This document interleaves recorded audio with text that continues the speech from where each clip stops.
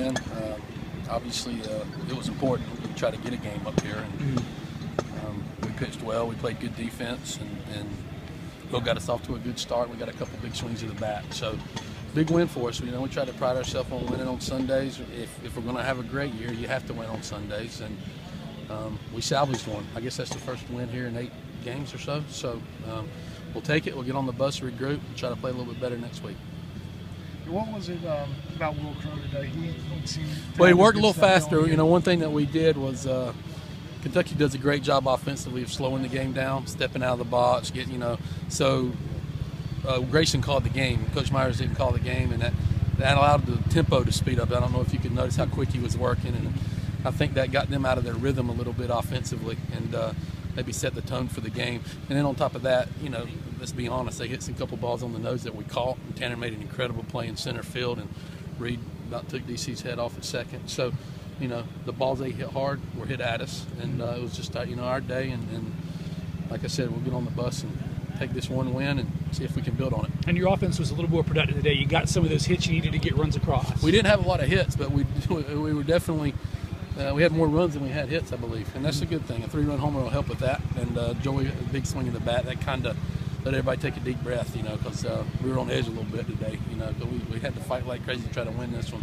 and Joey kind of, put the exclamation point on the win for us, and it was it makes the bus ride at least manageable home. How long or how many times have you let Grayson call a game like that, and also how is he feeling? He's hurt. His thumb's been bothering him for a couple weeks, and when he swings and misses or swings and fouls the ball off, it really, really hurts him. He's banged up. Max is banged up. Joey's a little gimpy, but that's just part of the game. But that's his first game he's called. Without Coach Myers' help, but he's called a lot of pitches that Coach Myers called, so he knows. Not his first rodeo, so he did a great job, and that really sped the game up for us. I think that was a big part of the game. Right thumb or left thumb? It's his catching thumb. It's his left thumb. So he's catching crow and sinkers and stuff. It takes its toll. So. How concerned are you with that? It's going to be something that we have to manage all year. It's probably going to hurt him when he's 35 or 40. I mean, those things don't go away. It's like playing with a bone bruise. It's very, he's going to have a high threshold of pain.